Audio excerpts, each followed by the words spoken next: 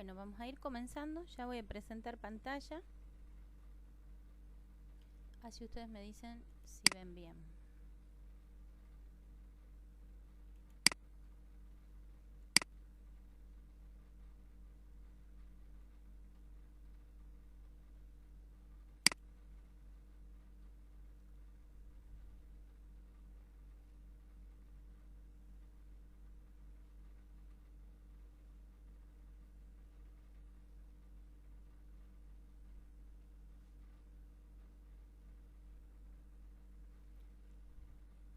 ¿Se ve bien, chicos? Sí, profe. Bien, Sí, profe. perfecto.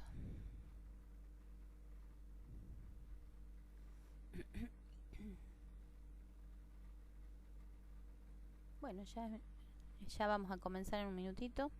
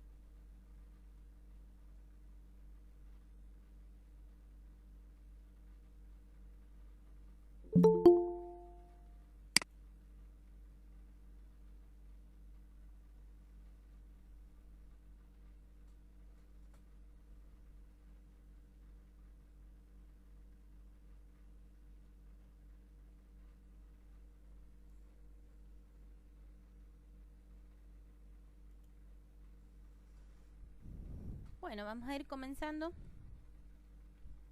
El tema que vamos a ver hoy son los efectos biológicos de las radiaciones ionizantes. Esperen que acepto.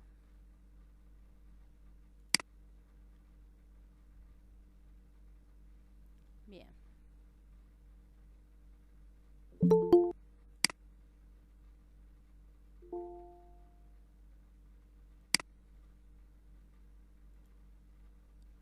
Bueno. Este es un tema muy importante que lo tienen que aprender hoy para toda la vida. No solo si en el día de mañana hacen la especialidad en medicina nuclear, sino como médicos generalistas tienen que saber todo lo que vamos a aprender hoy.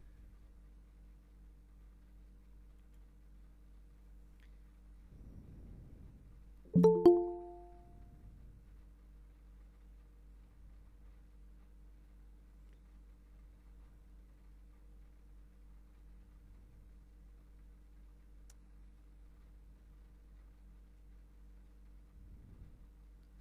ver.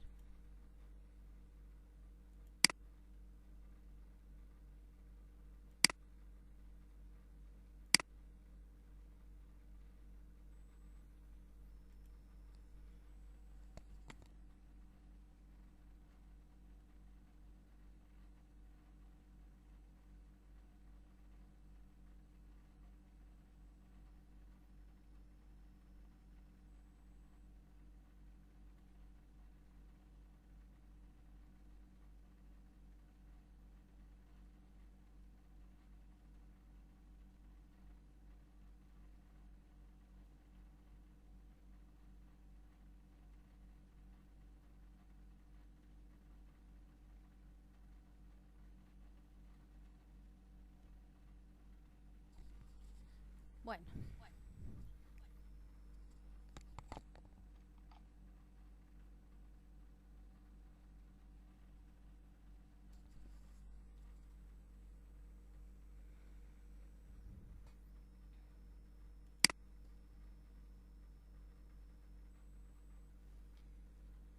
nosotros tenemos que saber cuáles son las fuentes de radiaciones que vamos a encontrar, ¿verdad? Estas fuentes de radiaciones pueden ser de tipo artificial o natural. Esos son los orígenes que nosotros vamos a encontrar. Si yo estoy diciendo de origen artificial, ¿a qué me estoy refiriendo? A todas las fuentes y equipos que sean capaces de generar radiaciones. Entonces ustedes ahí van a encontrar, por ejemplo, las de irradiación médica en algunos estudios, como por ejemplo los generadores de rayos X para hacer radiografía.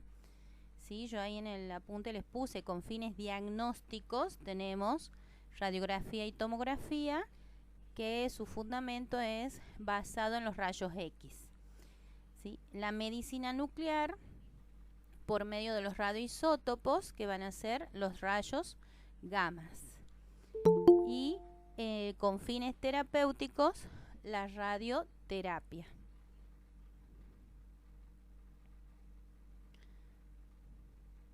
Bien, esos serían de origen artificial.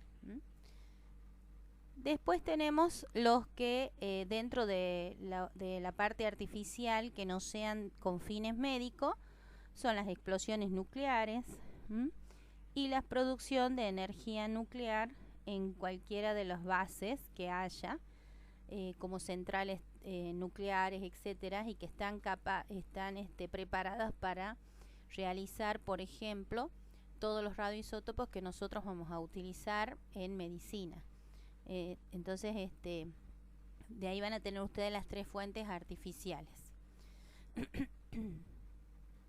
Y las naturales, bueno, vamos a tener de las que se dividen en externas e internas. Las que serían externas, por ejemplo, la contaminación externa, ¿sí? Va a estar dada por las radiaciones cósmicas, ¿sí? Los rayos UV, ¿sí? Las sustancias radiactivas que vengan del suelo o de algunos materiales de la construcción. La contaminación interna, en cambio, van a ser por medio de la inhalación, ¿sí? De algunos gases que se encuentran en el aire, como por ejemplo el radón, o de la ingestión de sustancias que sean radiactivas, ¿sí? Que pueden ser que estén contaminadas, ¿sí? Como por ejemplo el agua, la comida, etcétera. Y bueno, y la exposición a las radiaciones ionizantes, que va a ser por medio de algún estudio. Bien.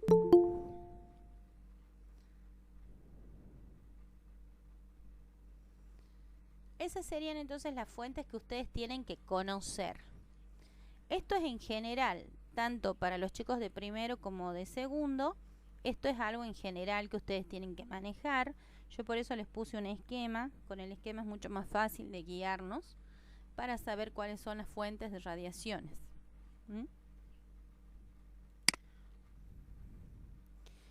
Bueno, con respecto al el espectro electromagnético, a nosotros nos sirve para poder ver acá, tener en cuenta en qué vamos a dividir a las radiaciones. A las radiaciones las vamos a dividir en radiaciones no ionizantes y en radiaciones ionizantes. Que ustedes ven acá, perdón.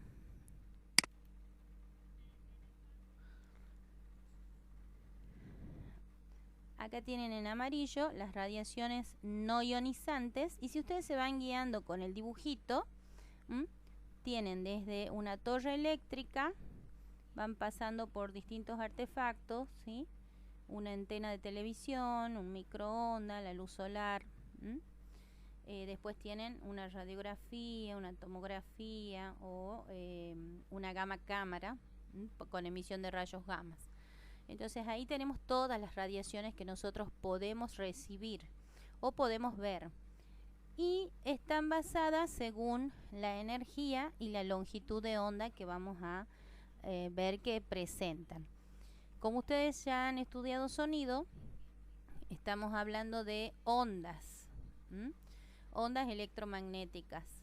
Entonces ustedes saben que si ustedes las ven representadas gráficamente, van a ver dibujadas las ondas, como vimos las ondas sonoras, ¿se acuerdan?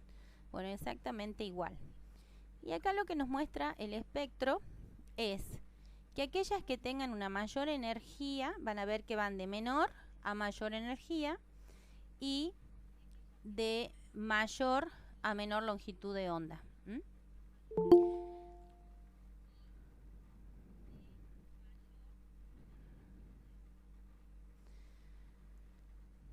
Eso es importante saber porque en base a una ecuación, que ya la vamos a ver, ya se la ha visto a la ecuación en la primera parte de radiactividad, vamos a ver por qué es tan importante saberlo, conocerla más que nada, porque no la usamos para hacer problemas. Pero sí nos interesa a nosotros para saber la importancia de la radiación o de la onda radiactiva. Acá abajo va está marcada la F de frecuencia, que va desde 0 Hz hasta 10 a la 77, si no me equivoco, Hz, o sea que va de menor a mayor. Y con eso estamos marcando energía. Según la frecuencia que tenga, vamos a ver la energía que tiene. Esto, tanto la frecuencia como la longitud de onda, nos permite a nosotros dividirla en radiaciones no ionizantes y radiaciones ionizantes. Las radiaciones no ionizantes son aquellas que van a tener una menor energía. Ustedes vean que la línea de energía va desde menos a más. Bueno, acá donde están ubicadas las radiaciones no ionizantes, que está hasta acá, hasta más o menos la luz visible o radiación infrarroja.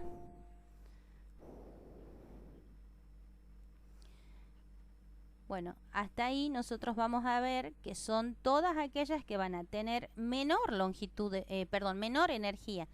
Pero si me fijo en la longitud de onda, vemos que está marcado acá el signo más y sigue para allá con el menos.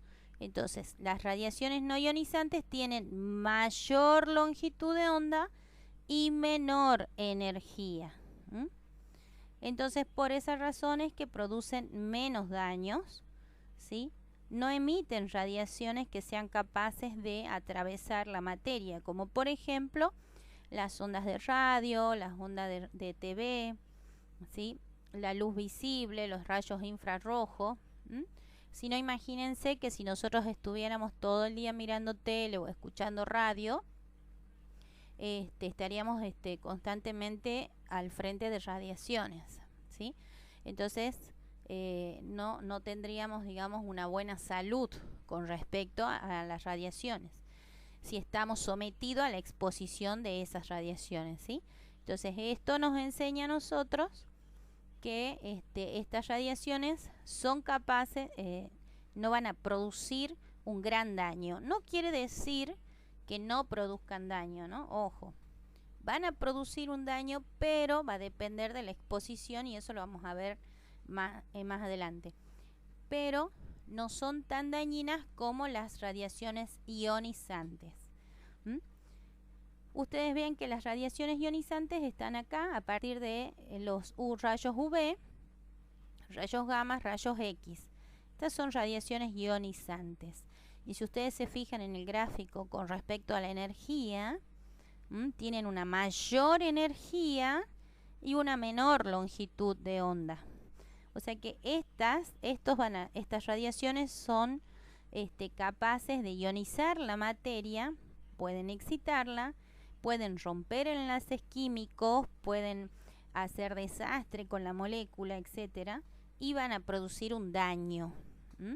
Entonces, para eso sirve el espectro electromagnético, para que ustedes puedan dividirlas según el daño que puedan causar, ya sea no ionizante o ionizante. ¿Entendido?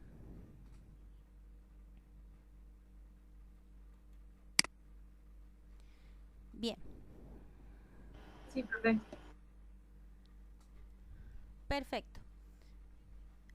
Bueno, ahora nosotros lo que vamos a aprender es que una vez que se ha emitido esa radiación, tenemos que ver cómo va a producir la interacción de esa radiación cuando tome contacto con la materia. Entonces vamos a encontrar tres tipos de interacción: el efecto fotoeléctrico, el efecto Compton y la formación de pares. Bueno, nosotros vamos a hablar primero acá del efecto fotoeléctrico. Yo en el PDF les he puesto las características más importantes que tienen que saber de cada efecto, el gráfico, ¿sí? Y también les he puesto los ejemplos, lo más simple que tienen que saber. Con respecto a los chicos de segundo año, lo tienen que saber desarrollar cada efecto. Los chicos de primer año tienen que saber el fundamento de cada uno, o sea, cuál es la radiación con la cual se va a emitir la energía de ese efecto para que sea producido, ¿sí? Por ahí la fórmula de la radiación, ¿sí? O sea, las características básicas. No les van a pedir los dibujos, a los chicos de segundo sí. Bueno, acá el nombre me dice efecto fotoeléctrico. Para que se produzca este efecto, ¿sí? Nosotros necesitamos que la radiación tenga una cierta energía, y esa energía va a ser hasta 100 kiloelectronvoltios. Ese es el valor de energía que va a tener para poder realizar el efecto. Si no, no lo hace. Otra característica que tiene este efecto es que cuando se emite la radiación, nosotros le podemos llamar también fotón. Esta energía, ustedes ven que acá dice E gamma, porque me está mostrando la energía de una radiación gamma. Puede ser un rayo X, ¿sí? Entonces, esta energía de esta radiación, si tiene esa energía de 100 kiloelectronvoltios, ¿sí? Va a interactuar con un electrón que esté cercano al núcleo. Entonces miren ustedes, acá tienen el átomo, que tienen el núcleo, y después tienen las órbitas con sus electrones correspondientes.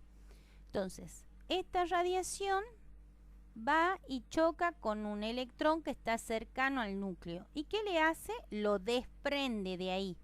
Lo saca de su lugar. ¿Ven que ahí se va? En esa flechita me está mostrando que se va. Lo va a desprender. Ese lugar queda vacío. Y va a ser ocupado por otro electrón que va a ser externo, que viene de otras capas. Y eso va a hacer que produzca la emisión de unos rayos que se van a llamar rayos X característicos, que en este dibujito de al lado está. Entonces, ustedes vean, ahí cuando el electrón que se ha perdido es reemplazado por otro, ahí recién se produce la emisión de esos rayos X que se van a llamar característicos. Bien, entonces, el efecto fotoeléctrico, ustedes tienen que acordarse eso, que trabaja con energía hasta 100 keV, que el electrón con el cual se interactúa es cercano al núcleo y que es capaz de producir rayos X característicos. ¿Cuál es la fórmula que representa al efecto fotoeléctrico? La fórmula es energía del fotón, o también pueden llamarle energía de la radiación gamma, va a ser igual a la suma entre la energía cinética. ¿Qué es la energía cinética? Es la energía con la que se mueve este electrón que se va, ¿sí? O sea, para que se vaya se tiene que mover. Entonces yo tengo una energía de movimiento que la caracterizo con la energía cinética. Más W. ¿Qué es la W? Es trabajo, ¿verdad? Va a representar a la energía de trabajo, que es una energía necesaria para desprenderlo al electrón. Entonces, ahí tienen ustedes formulada la ecuación para el efecto fotoeléctrico. ¿Queda claro?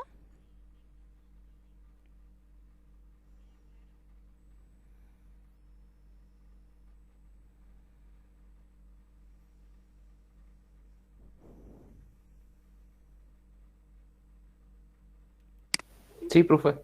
Bien. Vamos ahora a la otra interacción, que era el efecto Compton. Bueno, en este efecto ustedes van a ver que ya la energía de radiación para que se produzca es mayor a la que vimos hace rato.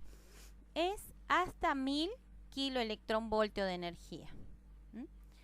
Entonces, para que se produzca este efecto, yo tengo que tener esa energía. Si no, no va a suceder. Bien. En este caso, ustedes van a ver que tengo acá el rayo incidente, que puede ser un rayo gamma, puede ser un rayo X.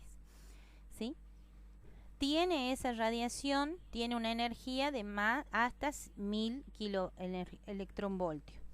Entonces, ¿qué hace ese fotón? Va a incidir en la superficie de la materia, pero va a interactuar con un electrón periférico, o sea que está alejado del núcleo. Si ustedes ven el dibujo, ustedes siempre estudien con los dibujos porque es la mejor forma de aprender. Entonces yo veo el dibujo acá. Ahí tienen ustedes al núcleo y después tienen las órbitas.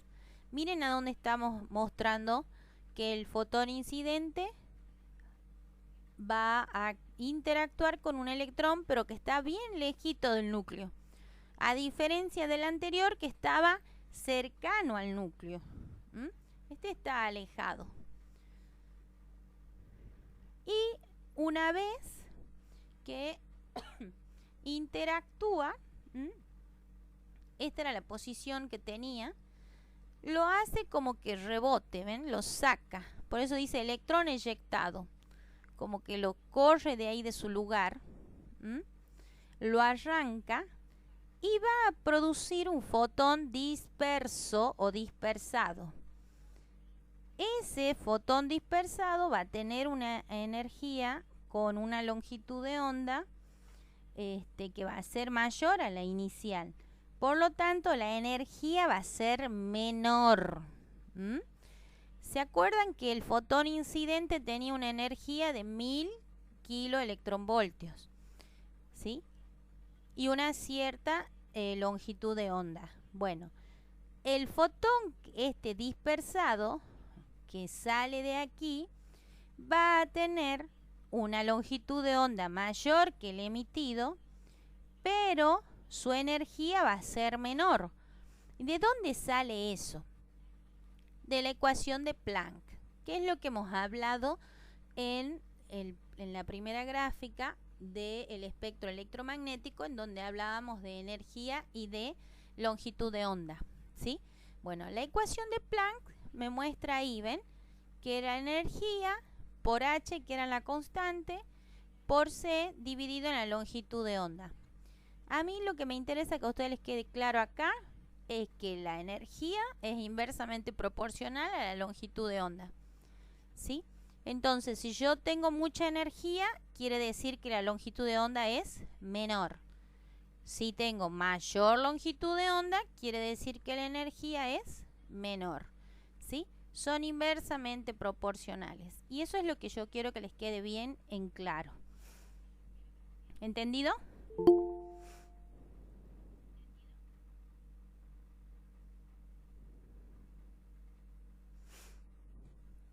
Bien. Miren acá el dibujito más grande que les muestra el fotón incidente sobre el electrón que está alejado del núcleo, lo hace rebotar y eso hace que emita un fotón dispersado que se llama. La fórmula que me va a expresar al efecto Compton es esta que yo les he puesto acá.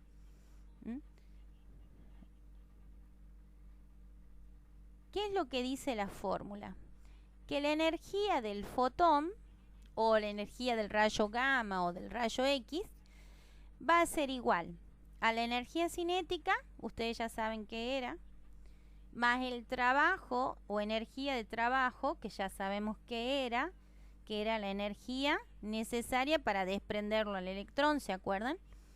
Más una energía, pero ¿de quién? Del fotón este dispersado. Por eso pongo F'.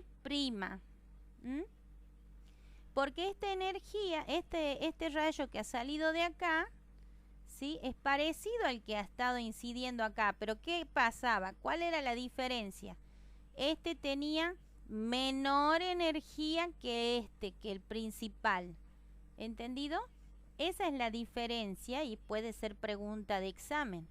¿Sí? ¿Qué energía tiene el fotón dispersado? ¿Mayor o menor? Tiene menor energía que el fotón incidente. ¿Sí? Eso es lo que hemos visto con la fórmula de la ecuación de Planck. ¿Queda claro, chicos?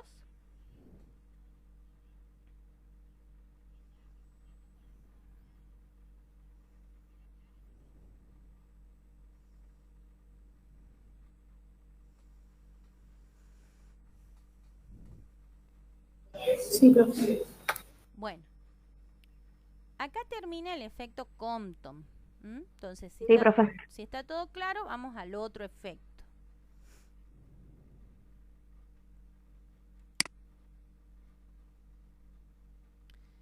Por último tenemos la formación de pares.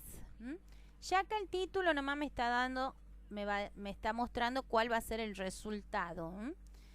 En la formación de pares nosotros vamos a tener una energía que trabaja, que corresponde, va a ser mayor a 1022 kiloelectronvoltios, o, que es lo mismo que yo diga, 1,022 megaelectronvoltios.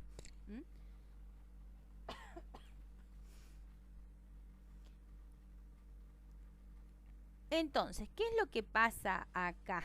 Nosotros vamos a ver que tenemos la radiación, ¿sí?, que el fotón va a tener una energía mayor a 1,022 MeV. Ese fotón va a ir y va a interactuar en el núcleo. ¿Sí? Va a interactuar en el núcleo. Y de esa forma nos va a dar como resultado dos hijitos. Dos partículas. Va a ser el electrón y un positrón. ¿Sí? Es un electrón, pero de carga positiva. Miren, recordemos, hemos visto efecto fotoeléctrico. La energía era hasta 100 kiloelectronvoltios y la incidencia se producía en un electrón que estaba cercano al núcleo. El efecto Compton, la energía era hasta 1000 kiloelectronvoltios y la incidencia se producía en un electrón que estaba alejado del núcleo. Y ahora estamos viendo la formación de pares, en donde la energía es mayor a 1022 kiloelectronvoltios y actúa o interactúa dentro del núcleo.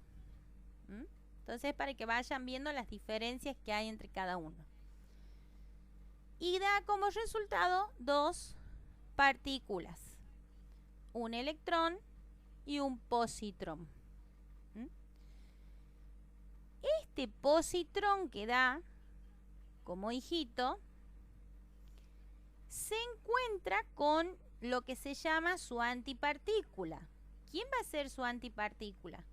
Un electrón de otro núcleo, de otro átomo, ¿sí? Y cuando se juntan, ustedes van a escuchar la palabra aniquilan.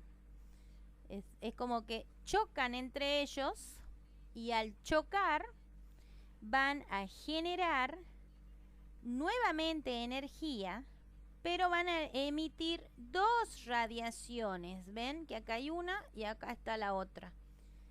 Y cada una de esas radiaciones va a tener la mitad de la energía correspondiente a la cual inició.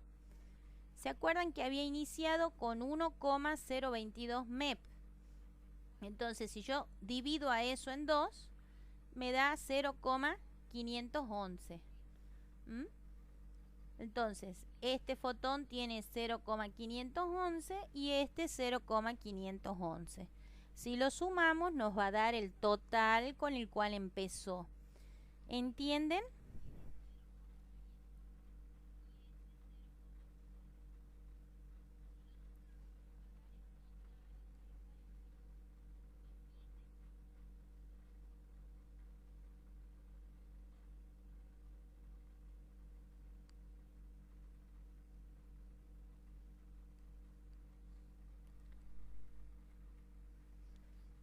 Bien, ahora vamos a ver la fórmula con la cual ustedes van a representar a la formación de pares.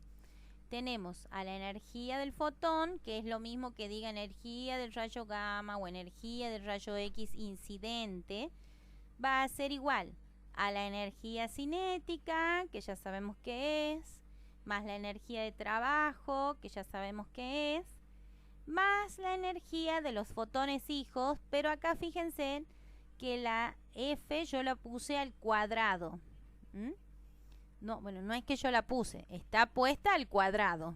Así está investigada y armada. ¿Y por qué está al cuadrado? Porque nos dan los dos hijitos. ¿De acuerdo?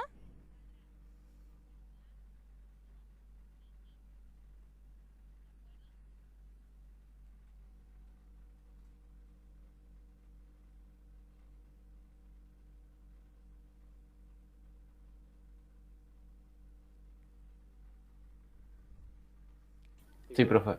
Bien, ahí terminarían las interacciones que hemos visto 3. ¿Sí? Espero que ahora les haya quedado más claro, lo hayan entendido, para poder terminarlo de estudiar.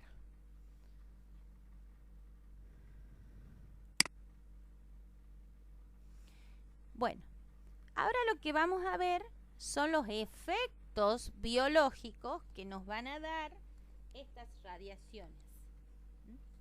Y nosotros vamos a tener dos tipos de efectos. El efecto directo, que se llama teoría del blanco, y el efecto indirecto, que se llama radiólisis del agua.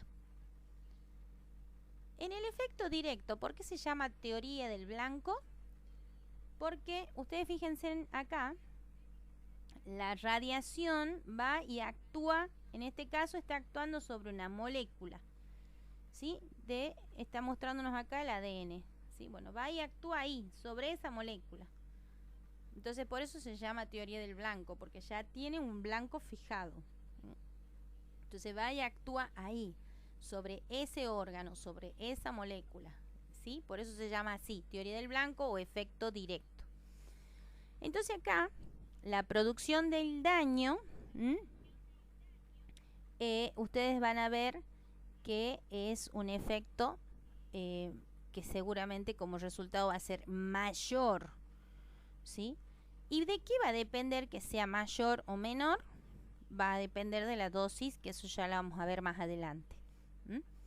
Entonces, según el blanco afectado también va a depender eso, ¿sí? Entonces todo eso va a depender de la dosis y del blanco al cual afectó. Pero quiere decir que una vez que actúo ahí, yo ya voy a obtener una respuesta del daño, porque ya ha cambiado algo. Por eso se llama así, efecto directo. En cambio, el efecto indirecto va a ser producido por las modificaciones que va a tener tanto física como química el agua. Como ustedes saben, el agua es lo que más tenemos nosotros en cantidad en nuestro organismo, ¿verdad? Un 70% somos agua. Entonces, y el agua se distribuye por todo el organismo. Entonces, si yo ataco al agua, ella es la que está llegando a todo el organismo y vamos a ver que en algún momento eso va a llegar a alguno de los tejidos, a alguna molécula y va a causar un daño. y por eso se llama indirecto. ¿Qué pasa con la radiólisis del agua? Ustedes vean acá, la radiación, ¿sí?, actúa sobre la molécula del agua, ¿sí?, y vean cómo la divide a la molécula de agua acá. Ven que está cargada positiva y desprendió un electrón, ¿sí? Entonces yo acá tengo una reacción química que ya me va a producir un daño, ¿sí? Esa molécula que ya está dañada se junta con otra molécula de agua y va a seguir formando combinaciones químicas que son dañinas para el organismo, ¿sí? Entonces, la radiólisis del agua producirá radicales libres. Esos radicales libres van a ser capaces de combinarse o recombinarse entre sí, ¿sí?, y van a ir causando daño en las células. Entonces, por eso es importante saberlo a este efecto, porque no es que el resultado va a ser inmediato, pero va a ir causando un daño que después ustedes los van a ir viendo a medida que vayan apareciendo, por ejemplo, los síntomas, ¿sí? Entonces, todos estos radicales libres, como son sustancias químicas altamente reactivas, van a causar efectos biológicos nocivos, ¿sí?, en el organismo, y van a ir interactuando entre sí, produciendo una destrucción de la célula. Y lo otro que tenemos que saber es que estos radicales libres tienen una vida media muy corta, y eso por ese lado, digamos, es como que hay que saberlo para saber que no va a ser un daño tan grande por ahí como el que ocurre en el efecto directo, ¿sí? Obviamente que ya vamos a seguir más adelante viendo, todo tiene que ver con la dosis que tenga ese organismo, con la cantidad de radiación que haya. ¿Queda claro entonces cuál es la diferencia entre efecto directo e efecto indirecto?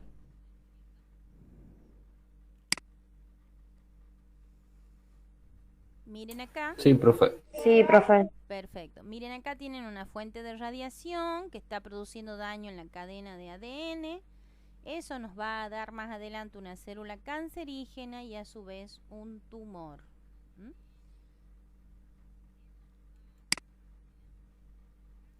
Con respecto a la indirecta, ven que la radiación actúa sobre la molécula de agua, ¿sí? Ahí el agua ionizada queda con carga positiva y todo esto se va a ir recombinando. Vean ustedes cómo están las imágenes de recombinación y que nos va a ir produciendo estos radicales libres que van a producir daño, como por ejemplo el agua oxigenada.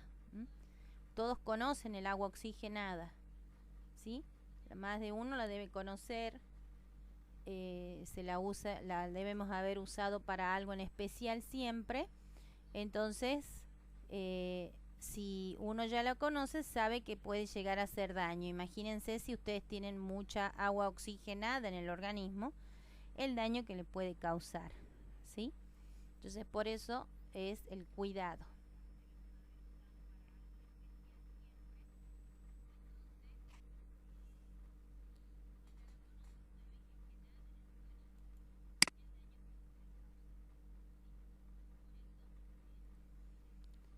Bueno, el esquema de Bax y Alexander, ¿qué nos muestra? ¿Qué es lo que tienen que acordarse ustedes de acá? Este esquema nos está mostrando qué es lo que pasaba una vez que se absorbe la energía de la radiación, ¿sí? Se absorbe la energía de radiación y eso produce una ionización y una excitación, ¿sí?, de la molécula. Esa fase se va a llamar fase física. No hace falta que se acuerden el tiempo que tiene de duración de la fase, ¿sí? Ahí dice 10 a la menos 16 segundos. No hace falta el tiempo, pero sí que sepan distinguir que a eso le llamo fase física.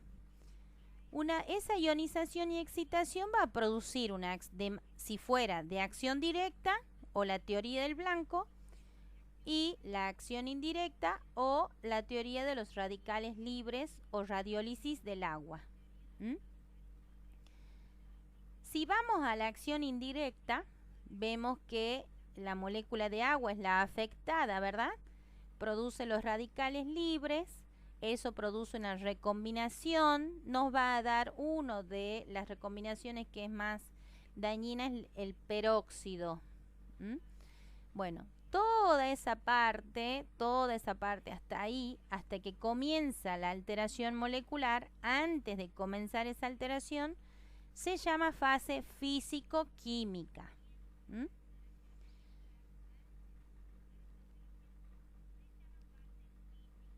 Tanto la acción directa como la indirecta, después de todo esto, van a producir las alteraciones moleculares.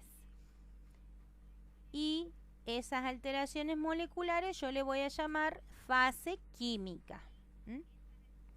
Y esas alteraciones nos va a dar como resultado lo que le llamamos efectos biológicos. Y a eso le llamo fase biológica. Como ustedes verán, en la fase biológica tienen como horarios, digamos, de aparición o de duración, minutos y años. Entonces de eso va a depender el efecto biológico, que sea instantáneo, digamos, ya, o que vaya apareciendo con el tiempo. Eso es lo que tienen que saber del esquema de Bax y Alexander.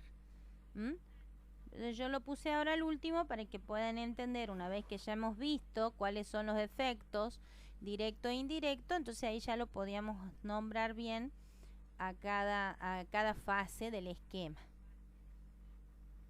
¿Alguna duda? Profe, Sí.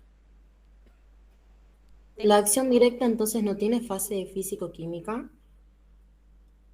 La acción directa, digamos, ya va directo a la alteración molecular.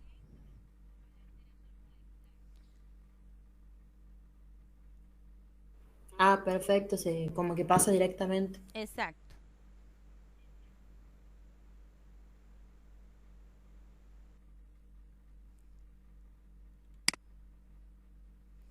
Bueno, miren acá, esto es un esquemita que encontré, en donde ustedes van a ver acá la irradiación, en donde podemos tener que haya o no interacción. Entonces, si yo tengo la ionización de la materia, que es lo que puede ocurrir que la célula se mantenga normal o puede producir la muerte celular.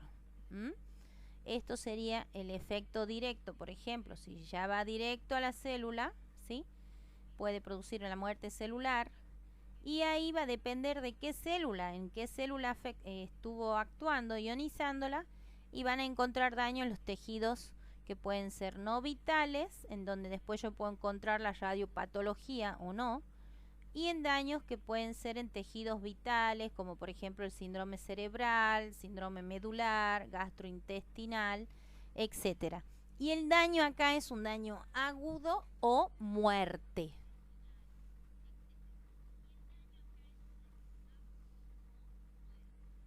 En cambio, acá por medio de la absorción de las dosis con cambios químicos, o sea, ya pueden ser por medio de la radiólisis del agua, hay una modificación de la célula y la célula puede repararse de manera correcta o de manera errónea, o puede ocurrir que se clone de manera cancerígena.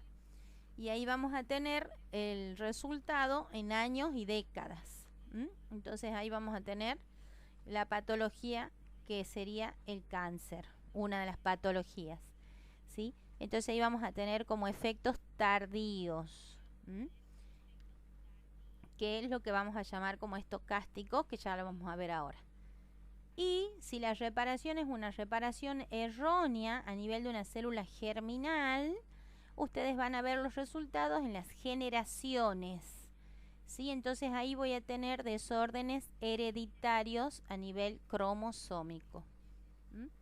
Entonces esos son los daños que nosotros vamos a encontrar si se produce irradiación y la interacción, ¿verdad?, de la materia con todas estas radiaciones.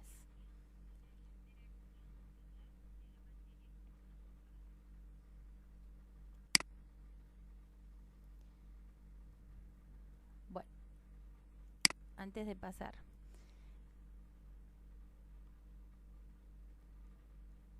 Entonces, con este gráfico, si yo les digo a ustedes cómo vamos a clasificar a los efectos biológicos, podemos clasificarlos según el tipo celular, ¿sí?, que puede ser hereditarios o somáticos. Los hereditarios son los que se van a afectar las gónadas. Entonces ustedes todos los efectos van a encontrar en la descendencia, que es lo que hemos visto acá. ¿Ven? Célula germinal, generaciones, desórdenes hereditarios. En cambio el somático, el daño biológico ya se va a manifestar en la persona que ha sido expuesta a esa radiación. Y puede ser, el resultado va a ser agudo, que es lo que estamos viendo acá. Un daño más agudo. Entonces yo puedo ver, por ejemplo, también a la larga las células cancerígenas o carcinogénesis, que se llama, radiodermitis, en donde vamos a encontrar alteraciones a nivel de la piel, ¿sí? Podemos encontrar a nivel de la vista, de la visión, la producción de cataratas, etcétera. Y estos daños también los podemos clasificar como según el tipo del efecto, que eran determinísticos o estocásticos. Los efectos estocásticos son efectos tardíos, o también llamados probables, según la probabilidad que haya del daño. Para esos efectos no hay un umbral de radiación y la gravedad del efecto no depende de la dosis. Por eso ustedes acá van a encontrar una aparición tardía. ¿Qué es lo que van a tener en cuenta con la dosis? Es que con la dosis aumenta la posibilidad de ocurrencia. Eso es lo que va a pasar con la dosis, pero no depende, la gravedad no depende de la dosis. Por eso ven acá, dice efectos tardíos. En cambio, los determinísticos son los que sí tienen un umbral, ¿sí? Y la gravedad va a depender de la dosis. Por eso yo acá pongo daño agudo o muerte. Y los efectos biológicos son de aparición inmediata. Y ustedes acá van a ver que a mayor dosis, mayor daño. ¿Y cuándo yo puedo tener un daño así, un daño agudo y que me puede llevar a la muerte incluso? Cuando son sometidos a radiaciones muy grandes, como por ejemplo en Chernobyl, que fue este derrame nuclear muy grande. Lo deben conocer ustedes al caso, que hasta el día de hoy, esto sucedió hace mucho tiempo, pero hasta el día de hoy en la zona sigue habiendo lugares donde hay todavía radiación, y hay hasta el día de hoy generaciones con células hereditarias que están erróneas, ¿sí? Y dan alteraciones teratogénicas. Bueno, cuando se produjo ese derrame nuclear, en las personas que estuvieron sometidas a esa exposición, muchas de ellas no sobrevivieron y se produjo la muerte, y si no, produjo daños tan graves que terminaron con alguna afectación, ya sea a nivel cerebral, a nivel gastrointestinal, que después a la larga los terminó llevando a la muerte. Entonces, en ese caso ustedes van a tener ese resultado del efecto biológico. Tiene que ser muy grande la dosis. Por eso yo les decía ahí en el cuadrito que les puse en el PDF, a mayor dosis, mayor daño voy a tener. ¿Entendido?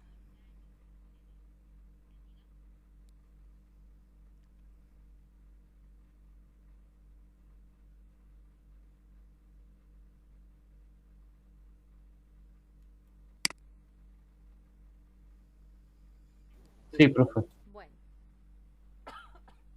Bueno, ahora sí vamos a ver los tipos de exposición. Esos tipos de exposición se llaman ocupacional, médica y pública. La ocupacional se refiere a cualquier trabajo que me esté sometiendo a mí a los efectos de las radiaciones, ¿sí? En este caso, por ejemplo, son un grupo de trabajadores sometidos a las radiaciones ultravioletas.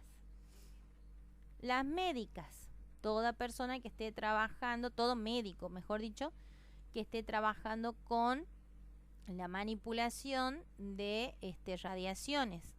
Llámese medicina nuclear, diagnóstico por imágenes, sería todo esto, medicina nuclear, radiografía, tomografía, que son los tres que ustedes saben van a tener radiaciones para poder trabajar, radiaciones gamma y rayos X.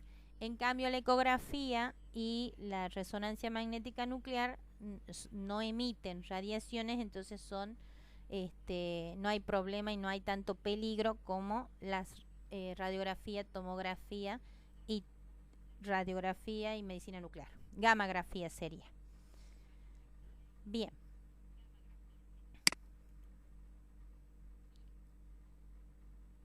Acá nosotros vamos a tener en cuenta lo que es la dosis. Entonces vamos a ver el tema que se llama dosimetría. Y vamos a tener en cuenta dos cosas, lo que se llama dosis absorbida y lo que se llama dosis efectiva. Con respecto a la dosis absorbida, la palabra ya me está diciendo, es la cantidad de energía impartida a la unidad de masa. Entonces, ¿qué energía es capaz de absorber mi organismo? ¿Sí? Y esa dosis absorbida va a depender del tiempo de irradiación, de la intensidad que tenga la radiación, ¿sí? Que va a ser la energía por unidad de tiempo y de superficie irradiada. Entonces miren ustedes ahí, tenemos acá en cuenta el tiempo en el cual estoy expuesto y la superficie que está irradiada, ¿sí? No es lo mismo que se irradie el tobillo a que se irradie todo el organismo, ¿sí? Entonces, por eso tenemos en cuenta acá la superficie irradiada. También va a depender de la distancia de la fuente emisora de la radiación ionizante. No es lo mismo que yo la tenga cerca, pegada a mí, que la tenga a unos ciertos metros. Y lo otro que depende es de la característica del medio interpuesto entre la persona que está expuesta a la radiación y la fuente radiactiva. Nosotros acá vamos a encontrar también las unidades de dosis que se llaman. Las unidades de dosis, según el sistema internacional, se mide en Gray. Y se dice que un Gray corresponde a un Joule sobre un kilo de masa. Y según el sistema convencional, lo medimos en rad. Un rad corresponden a 100 ergios sobre gramos masa. Y acá sale la equivalencia entre Gray y rad. Un Gray corresponden a 100 rad.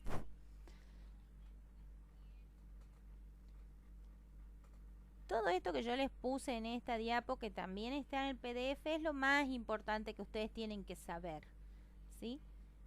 El que haga medicina nuclear el día de mañana como especialidad lo va a profundizar bien al tema.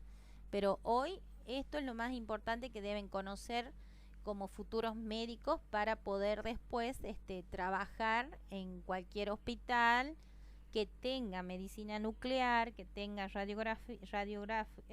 para hacer radiografía, tomografía, y ustedes puedan conocer estas unidades y sepan cómo van a trabajar con esos pacientes.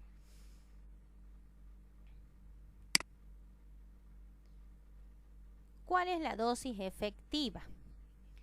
La dosis efectiva es la cantidad de dosis recibida por cualquier persona, ¿verdad? Y ahí dice ajustada o corregida según el tipo de radiación recibida y el efecto en los órganos específicos. ¿A qué se refiere eso? Nosotros tenemos lo que se llama una dosis equivalente, que se la representa con esta D mayúscula. Va a ser igual a la dosis efectiva por la eficacia biológica relativa. Esa eficacia biológica es algo orientativo que se ha calculado y es teniendo en cuenta la radiación y cuánto es más o menos el valor de aparición del efecto. Entonces por eso ahí está este cuadrito. No se lo tienen que aprender, chicos, al cuadrito, es solamente un ejemplo.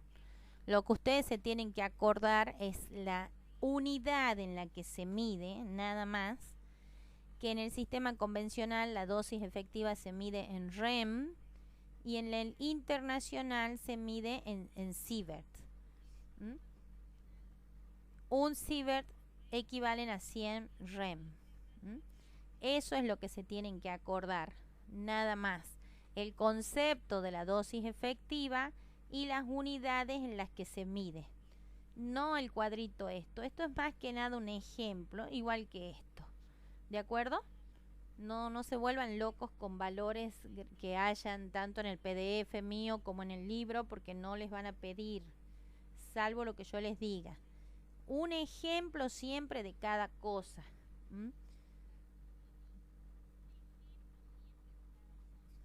Sobre todo los de segundo, que tienen que hacer desarrollar el tema. Cuanto más escriben es mejor, pero la mayoría de los temas, cuando ustedes pongan 1 o 2 ejemplos que se acuerden, está perfecto. Con 1 es suficiente. Este cuadro no es necesario. Bien, ¿han entendido entonces lo que es la dosis absorbida y la dosis efectiva?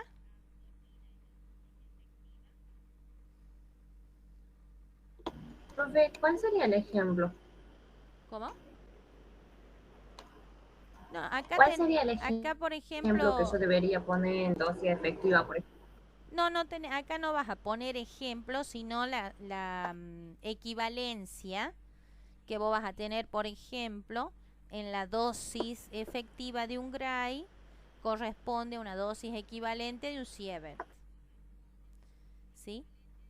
¿Y eso de qué depende? De la radiación que vos tengas. Lo mismo para la...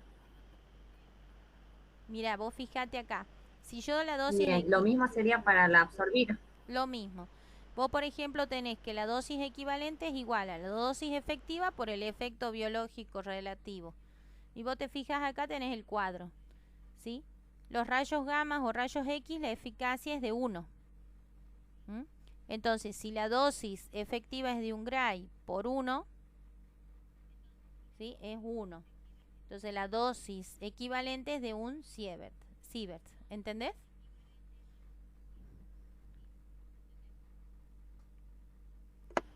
Sí, profe, gracias. Bien. De nada, amor. Bueno, y acá tenemos lo que sería la dosis efectiva. ¿Profe? Sí. No me quedó claro lo que es la dosis efectiva.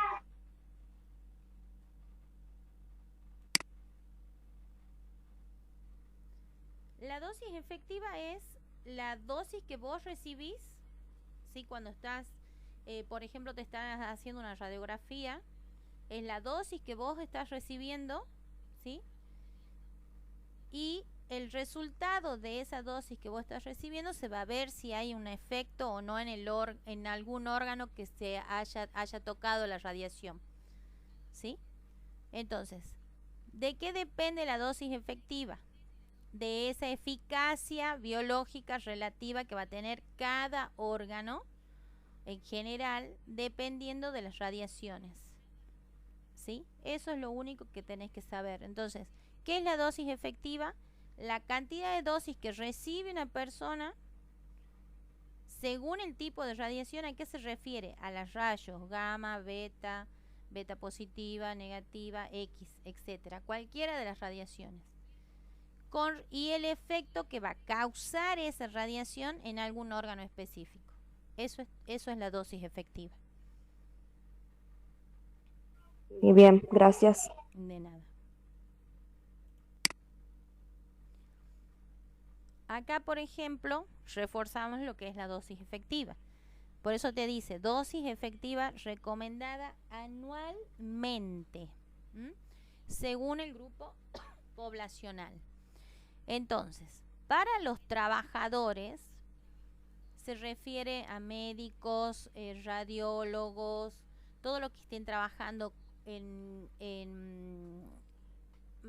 estas grandes fábricas nucleares, que estén sometidos a las radiaciones ultravioletas mucho tiempo también. Entonces a esos trabajadores se refiere, ¿sí? El límite de dosis efectivas que vos vas a tener al año son de 20.000 sievert. Y acá te pone el asterisco en donde te hace la aclaración que el promedio de la dosis efectiva en 5 años, ¿sí?, no debe pasar de los 50.000 sievert en el año. O sea, vos te pasás de 50.000 y ya vas a tener un efecto biológico marcado o visible, ¿sí? Entonces ya vamos a ver qué es lo que tiene que hacer el trabajador que tiene que entrar a trabajar todos los días en un lugar donde hay radiación.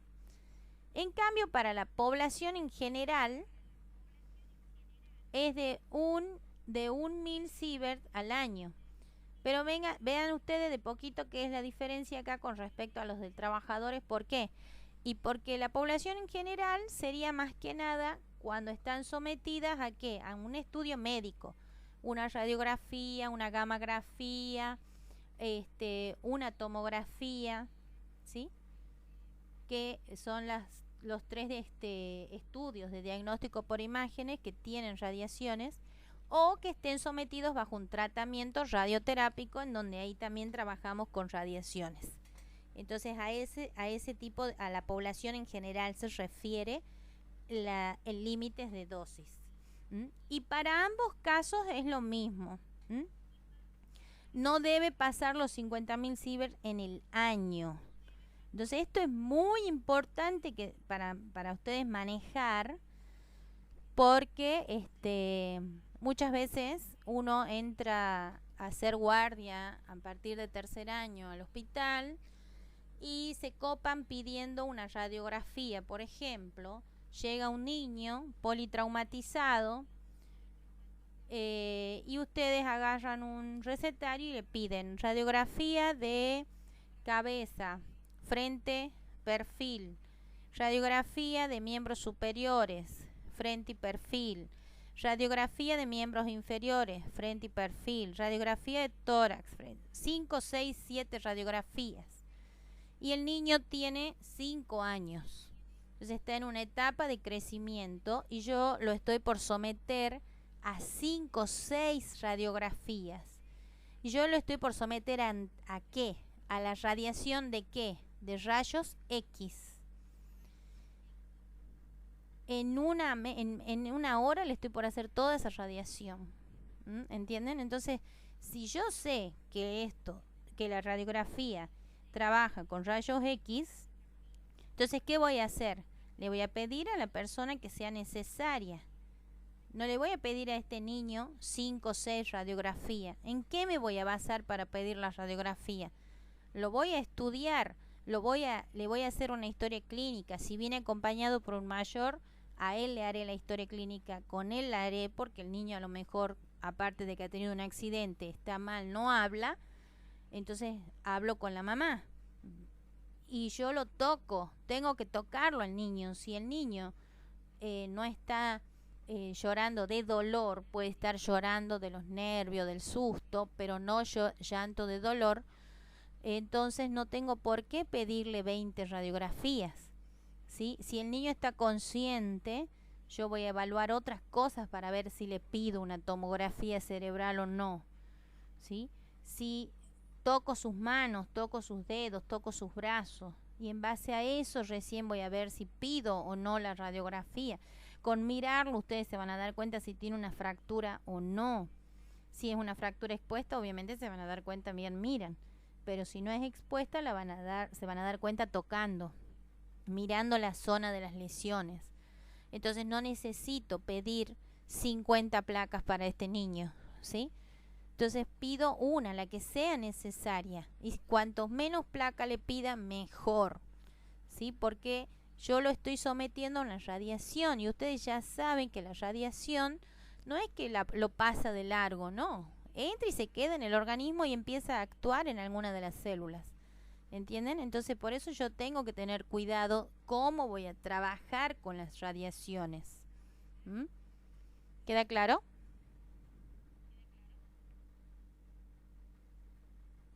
Sí, profe. Bien. Bueno, acá viene otra parte importante. Aparte de las dosis, tenemos que saber la protección radiológica. Y esa protección puede ser a nivel general y a nivel individual. ¿Mm? Con respecto a la parte general, vamos a tener en cuenta el tiempo, la distancia y el blindaje. El tiempo.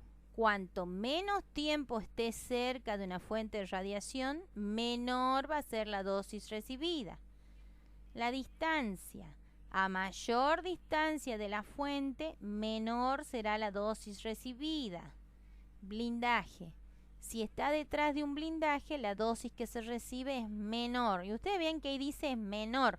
No dice que no se recibe dosis, ¿no? Ojo ahí, porque a veces confunden y por más que esté un blindaje para proteger, no quiere decir que la persona no está recibiendo dosis. Recibe, pero en menor cantidad.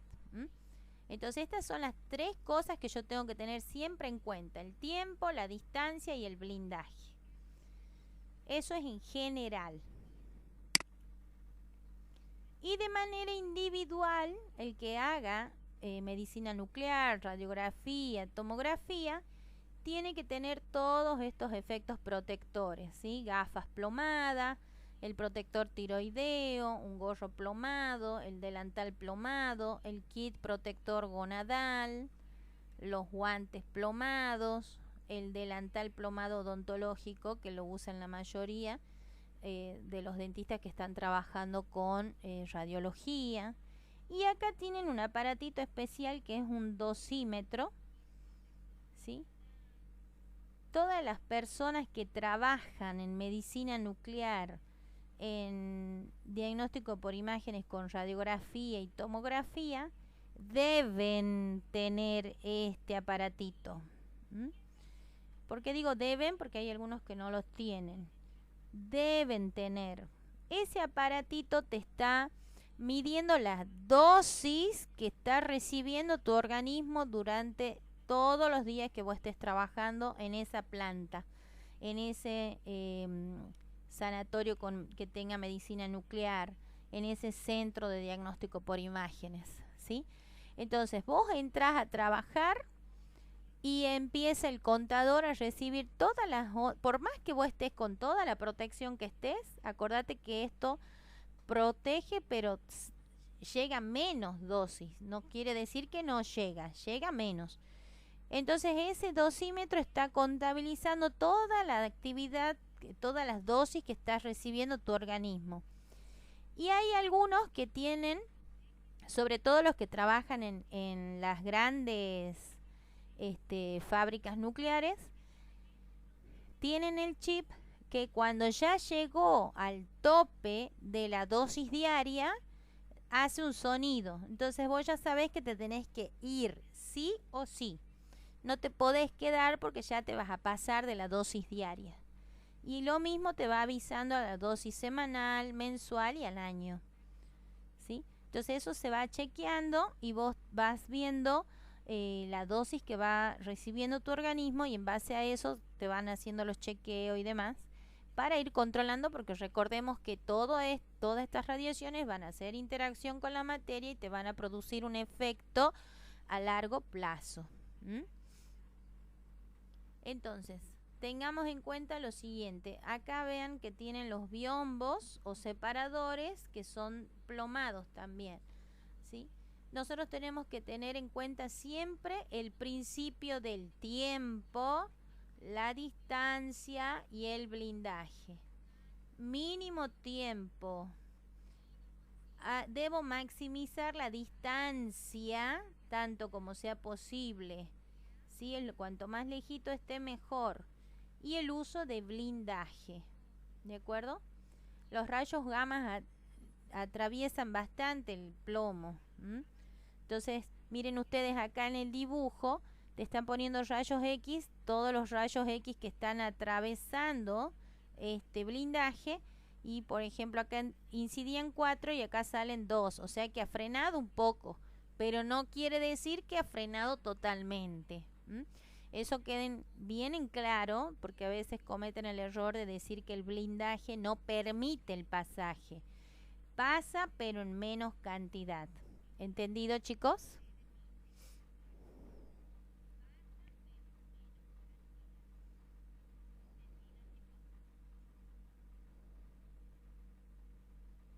Sí, profe. Bien. Bueno, conclusiones. ¿Qué es lo que tenemos que recordar con todo lo que acabamos de ver y con todo lo que ustedes vienen viendo de radiactividad? Que las radiaciones ionizantes en medicina hoy han permitido un gran avance en diagnóstico, en terapéutica e investigación. Eso es importantísimo, pero si yo lo sé usar, voy a poder lograr grandes avances. Si no lo sé usar, vamos a retroceder.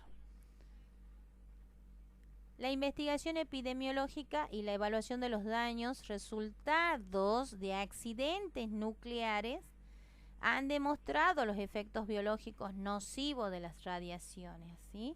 Por eso hoy podemos hablar de estos efectos y qué es lo que han producido. Y acá yo les marqué esto, es por ello importante la estimación de los riesgos a la exposición a las radiaciones. Entonces yo voy a analizar riesgo-beneficio. No voy a utilizar este estudio espectacular de medicina nuclear para hacer un estudio de corazón irradiándolo al paciente con tecnesio 99, cuando yo puedo hacer el mismo estudio, por ejemplo, con ecografía. La ecografía no emite ninguna radiación, es muy benigno. Entonces, si yo puedo hacer el mismo estudio con la ecografía, ¿cuál lo voy a elegir? ¿Al que irradio o al que no irradio? Voy a elegir el que no irradia, ¿entienden? Entonces, eso es lo que tienen que aprender con esto del riesgo-beneficio. Ahora, yo no tengo otra cosa más que esto, más que este centellografía, más que esta gammagrafía, más que este PET, este SPECT, eso nada más, bueno, lo uso. Pero si no, yo elijo siempre lo menos nocivo para mi paciente. ¿De acuerdo? Y miren esto, considerar que no existe riesgo cero a una baja dosis. Ojo. Porque muchas veces yo he escuchado decir, pero si es una radiografía, no te va a hacer nada. Sí te va a hacer. Eso es lo que yo me tengo que poner en la cabeza. Y pensar siempre en el bienestar del paciente, del mío y del que está haciendo esa radiografía, ¿sí? Entonces pensamos en todos, no solamente en mí o en el paciente. Cobra importancia el conocimiento, chicos, de las normas de protección radiológica. ICRP significa eso que les acabo de leer, por las dudas, porque si me preguntan, esas son las siglas de la importancia del conocimiento de las normas de protección radiológica y recomendaciones internacionales para minimizar los efectos biológicos de las radiaciones. Bien, todo lugar que trabaje con radiaciones debe tener todas las protecciones necesarias y específicamente los símbolos que me están mostrando a mí que hay peligro de radiación. ¿sí? Como verán, el símbolo básico de radiaciones ionizantes es el amarillo con negro. Y el símbolo de advertencia de las radiaciones ionizantes es el rojo. Y está mostrando ahí las radiaciones, ¿sí?, hacia las personas, y está mostrando el daño que puede producir. Entonces, todo debe tener estos símbolos para que tanto el personal que está trabajando sepa que está sometido a eso, y para la gente que está por ahí dando vuelta en las áreas de las fábricas nucleares, no se acerquen. Bueno, miren acá los daños que han sido producidos por las radiaciones. Estas son las mutaciones genéticas por las radiaciones en Chernobyl, en los derrames. Miren ustedes en este niño que cómo tiene el crecimiento óseo. Nació con una pierna amputada. Miren las deformaciones. Miren acá este niño con el problema a nivel cerebral, crecimiento, macrocefalia. Todo esto ha sido producido, son fotos reales, no es algo inventado, ¿sí?, por el derrame que se produjo en Chernobyl. Así que por eso yo las he puesto que son un poco fuertes, pero quiero que les quede bien grabado en la mente para que ustedes aprendan a trabajar con las radiaciones. Es verdad que han traído mucho avance, pero hay que tener mucho cuidado. Acá tienen lesiones a nivel dérmico por las radiaciones, ¿sí? Acá tienen las uveitis o queratitis producidas en el ojo por las radiaciones. Y acá tenemos, por ejemplo, las radiaciones por rayos X son los principales teratogénicos físicos. Y estos van a producir aborto, van a producir microcefalia, hidrocefalia, efectos oculares, retrasos del crecimiento.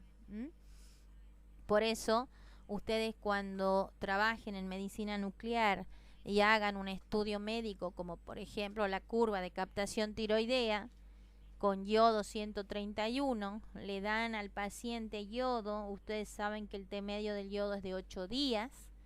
Entonces yo le voy a decir a mi paciente por qué no debe andar paseándose 8 días por ahí. ¿Por qué? Porque está transformado ahora en un ser radiactivo.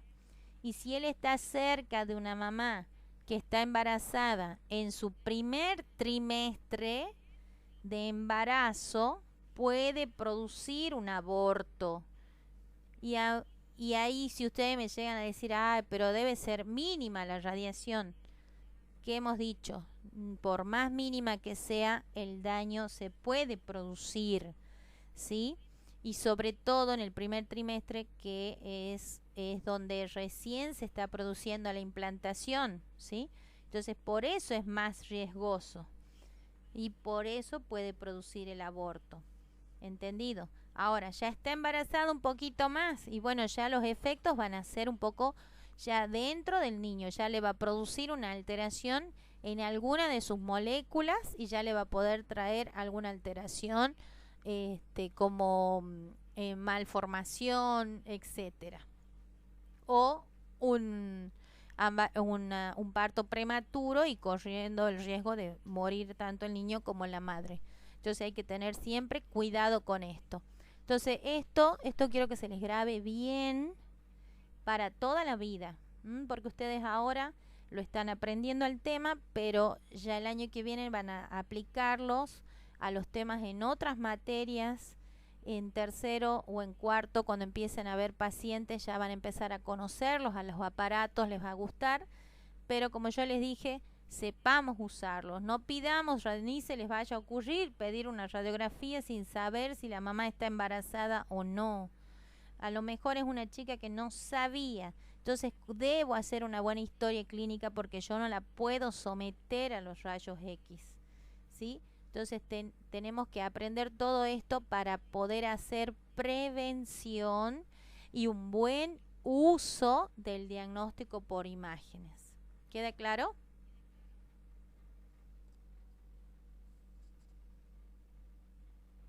Sí, profe. profe.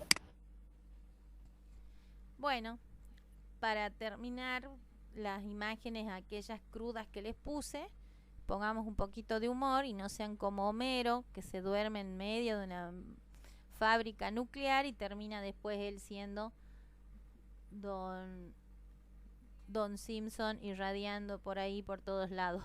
Así va a quedar el paciente si ustedes le dan el yodo y no le avisan que tiene que quedarse en la casita 8 días hasta que pase la irradiación, ¿sí? Entonces, espero que les guste o les haya gustado el tema y que vean la importancia de aprenderlo para después poderlo aplicar en su vida como futuros médicos. Gracias, profe. Muy buena la clase. De nada, mi amor. Gracias, profe. Nos estamos viendo. Profe, ¿le puedo Sí, hacer una consulta? sí, diga. En la cartilla hay una página que nombra las utilidades de los radioisótopos y hay 2 cuadros grandes sobre el marcado y soluciones puras. ¿Eso iría o no? No he visto, generalmente no lo toman en el cursado, eso muchas veces lo piden para el final. Ya me voy a fijar, yo tengo un cuadrito ahí que se los voy a pasar, pero no lo toman mucho ahora, eso generalmente lo toman en el final. Ah, bien, perfecto, profe. Bien. ¿Alguna otra duda?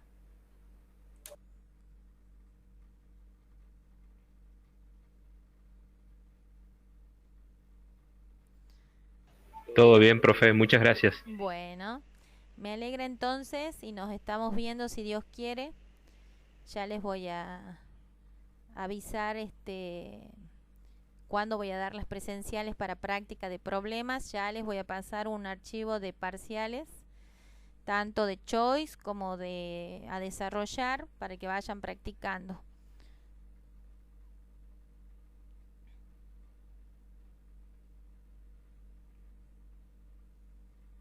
Muy bien, profe, muchas gracias. De Gracias, nada. profe. Chao. Nos vemos, chicos. Gracias. Gracias, profe. Chao. De nada, nos vemos, chicos.